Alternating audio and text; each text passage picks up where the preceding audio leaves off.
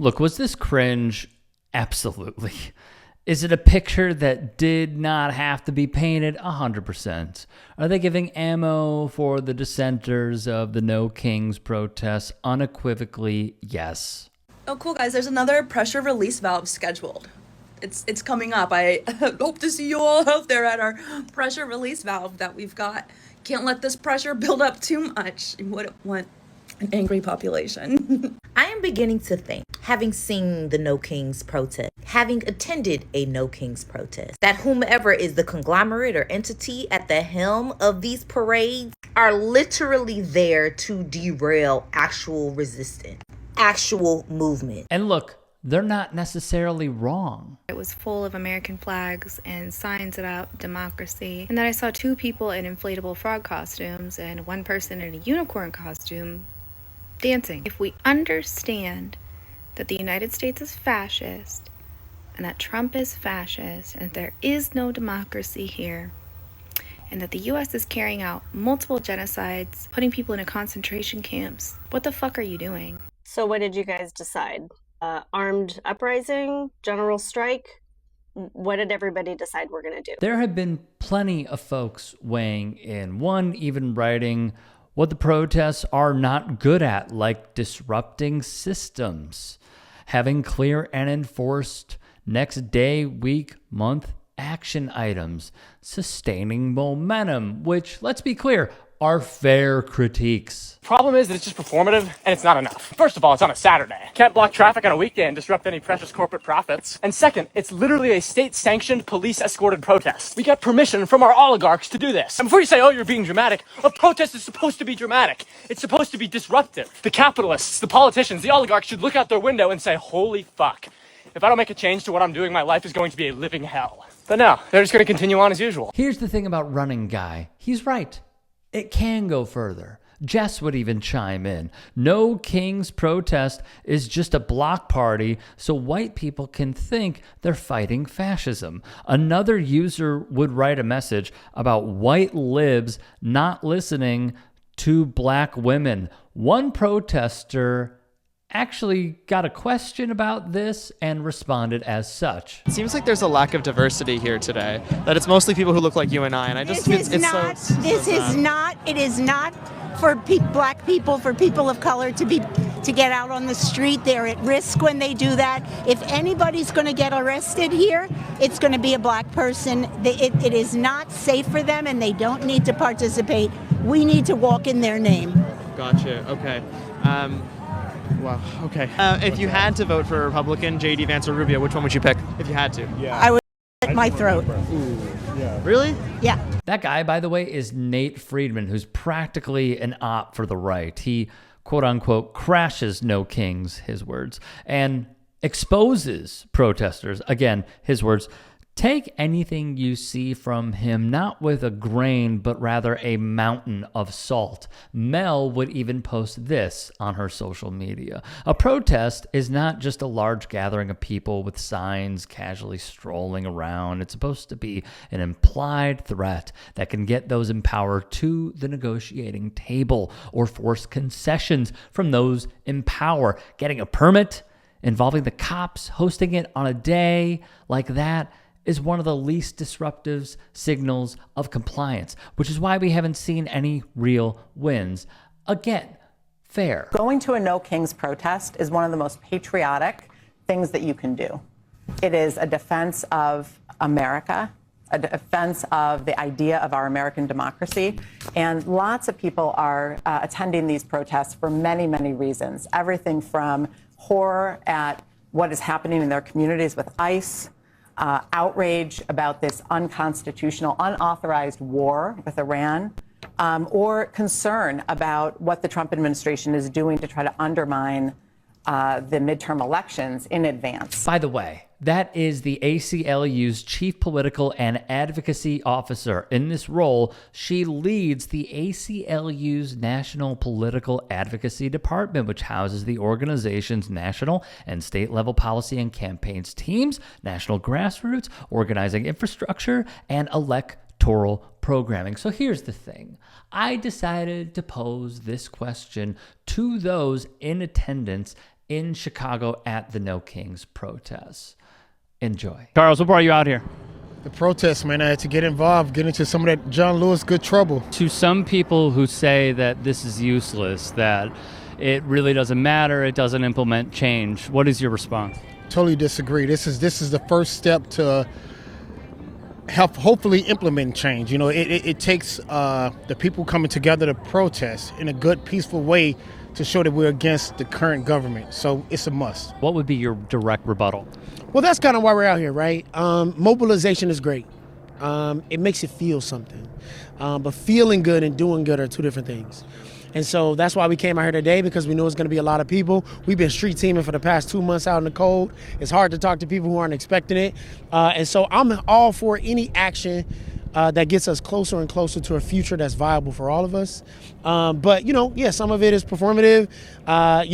We were just having a spirited debate about, whether or not the death of Donald Trump will change anything, as he's an 80-year-old man, likely with dementia and pooping in his pants.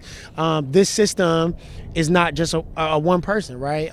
There may not be any kings in America, but there are certainly kingdoms built by the rich and by the 1%. And so we're trying to transform that. Fatima, what brought you out here today? I'm anti-imperialist, anti-capitalist, and I feel like our government is destabilizing and destroying the world. So I'm here to speak for every American that we do not want our taxes used to destabilize and destroy the world. And we want our taxes used to improve our lives here in the U.S., and to improve the world in general. What would be your rebuttal? I feel like any kind of pushback is good pushback. If it's signing a petition, if it's going to a protest, we have to keep calling these people out. No action is too small. We have to keep pushing back. We have to keep talking about it. We have to keep boycotting. Is a huge way to push back and to actually implement what we want. We are the majority. These billionaires that are causing so much chaos are the minority. They're like 0.001% of the population. So we are able to push back and actually affect change, no matter how small of an action. But everybody's able to do it. From boycotting, we have so many better choices than the processed food that they're feeding us that's mostly poisoned. And it's like just pushing back by boycotting, signing petitions, protesting, all of those things. Everything helps, no matter how small, but we can't stop. We can't feel defeated because they want us to be defeated. They want us to be silent so they can continue to cause all of this chaos and devastation and, just destroying our lives. It's kind of like voting. I believe that voting has an effect. If people had voted, we wouldn't have got what we got now. And I think this has to have some impact, hopefully positive impact. And I say that, anything will help. Anything that show that we don't approve of what's going on in this country on a lot of different levels, And that's where I am with that, That's what I would say to those people. Let me just turn my music off. What are you listening to? Marvin Gaye. Marvin Gaye. Fantastic. Right, something like that, right. Yeah. But yeah, that's pretty much. I don't see. We got to get the message to those people that's up top now. We got to get that message to them. The billionaires. The billionaires, exactly. I've heard people like Jesse Ventura say that there should not be any billionaires. I'd like to know more about how he come up with that. But I'm not. I think it's about taxing them. Taxing them, yeah, exactly. Who needs the kind of money that people like Elon Musk has? Who needs? They'd be fine with $999 million. Exactly, a little bit, yeah, absolutely. Yeah. So, I just think this is a good cause. This is at least come out and at least just show that even though you won't agree with everything everybody says. I'm sure me and you talk like we wouldn't agree on 100%, but there are things we do agree on that we can work to try to change, and that's like I said, I watch your program, man, and I think that on all different things, subjects you've talked about, I can't say I've seen anything that I absolutely agree with, but that I absolutely disagree with. So, but anyway, That's what I can say. And I'm of a different generation from you, Rick. I remember I go all the way back to the 60s, when we had the first protest, back in Mississippi, man. When I was in senior in high school, we integrated the schools. We was on one side of the hall, the whites was on the other. That was for 8 months, I believe it was. But that's how, this is in the late 1960s. So that's a long way from what most people can actually visualize. Right. But like I say, these things like this, go back to your original question, things like this helps. Time will tell how much it helps, but it helps. Sahara, what brought you out here? I'm here with some students from my school in Indiana, and we're here for a conference, but we knew we were going to break from the conference to come to the protest. Got you. And why did you think it was so important to be here?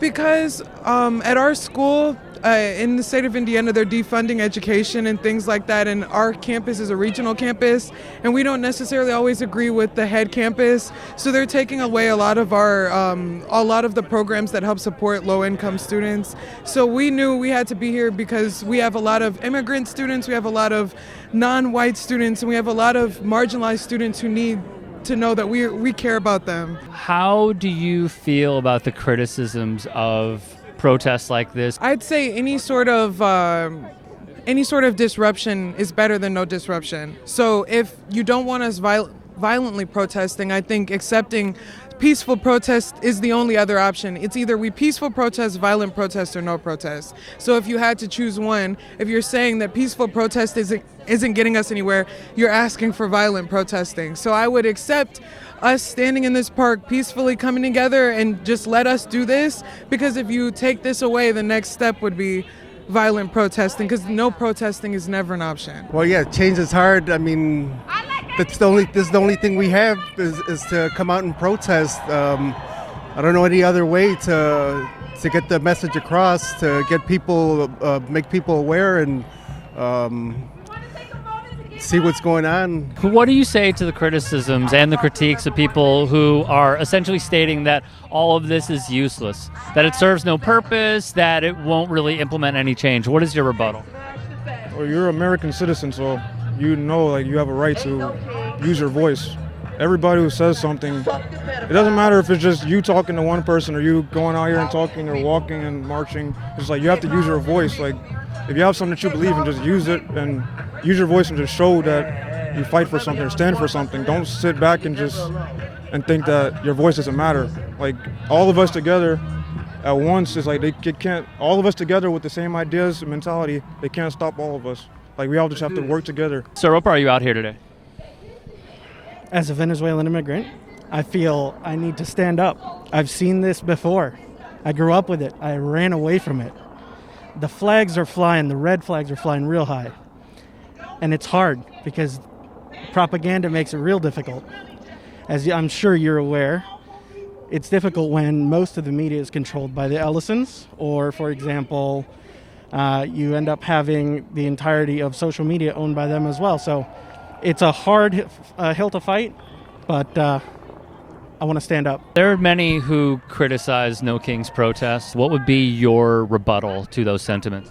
I say every inch is worth taking. Doesn't matter if it's just standing up in the middle of a protest, if it's voting in every single election possible, getting active, volunteering, getting involved in your local elections, at every level. So I think it's worth pointing out that there's some people do feel like there's not much going on here, but again, it's all about image. I think as long as other people see that other people are willing to fight, the fight will continue. Jason, what brought you out here today? Community. I feel like there's a effort consistently in a really heightened and aggressive political environment to separate people, and you don't always know what to do. And so showing up in a group of people that share sentiment, that share rage, that share hope, and range in age from 2 to 82 I think it's the biggest resistance we can take as a collective. There are criticisms of No Kings. There are some that say it doesn't implement change, that it's worthless. What do you say to that? What is your rebuttal?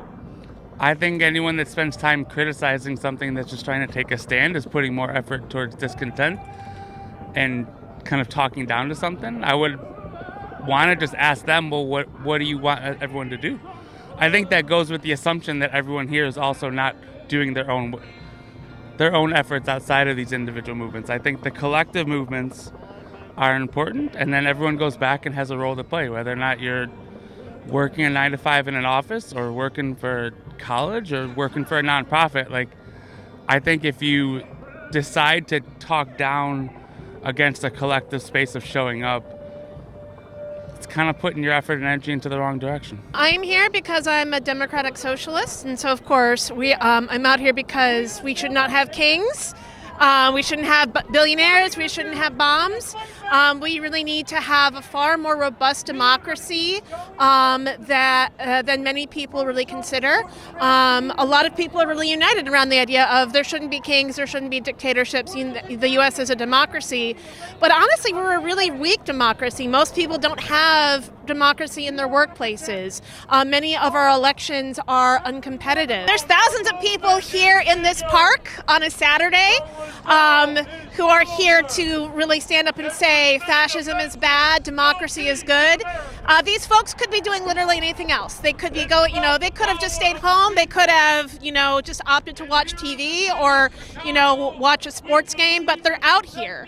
And so if these folks with the really, really limited amount of free time we have are saying, I want to stand in the middle of a field to defend democracy, that is not something that you can poo-poo or ignore or discount. This is a very real, large, robust, multi-tendency movement, and so being out here with people and talking to people is important. Jeanette, what brought you out here?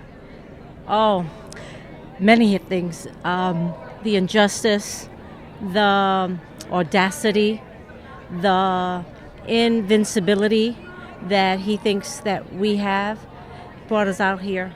And it always brings us out here because we're not invincible. We will fight till the end. We will absolutely stand our ground. We will not give up, and we will not be treated like we don't belong in this democracy. We are voices, hundreds of millions and thousands that should be heard every day. Is medicine political? Yes, unfortunately. Why unfortunately?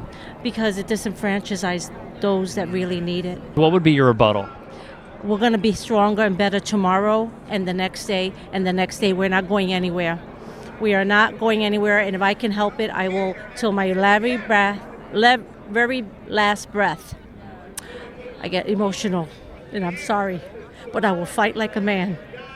Just like I fight for my patients, just like I fight for my family, and just like I fight for the right side of humanity. Just with everything that's going on, kind of any opportunity to feel like I'm doing a little bit of something, get that anger out, feel the solidarity with other people, just feels like you're doing at least something. I mean, I would say just like with everybody here, I think that's proof that something can be done. You just visually see that so many people support change happening and want change to happen. So even if the event itself doesn't necessarily do anything, I mean, there's so many groups and organizations out here that are getting the word out to really show ways that you can actually show up in your communities. So I think there's always something to come out of it. Larry, what brought you out here?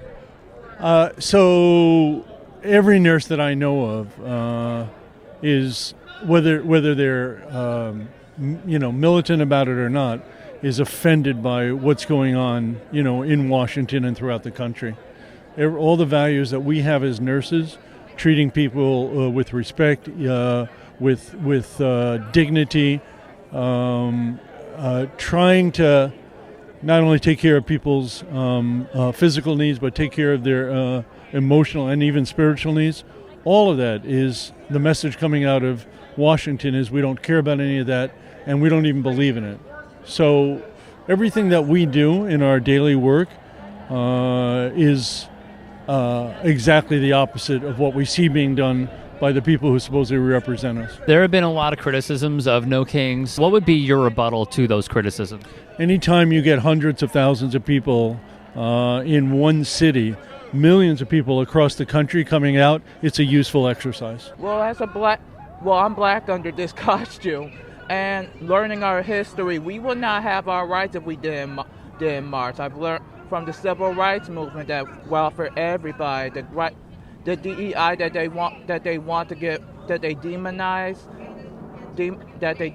actually helps everybody. because if we didn't have the the only people that would be hired are white men, and at the end of the day, we are all labor. We all contribute to the economy, no matter what.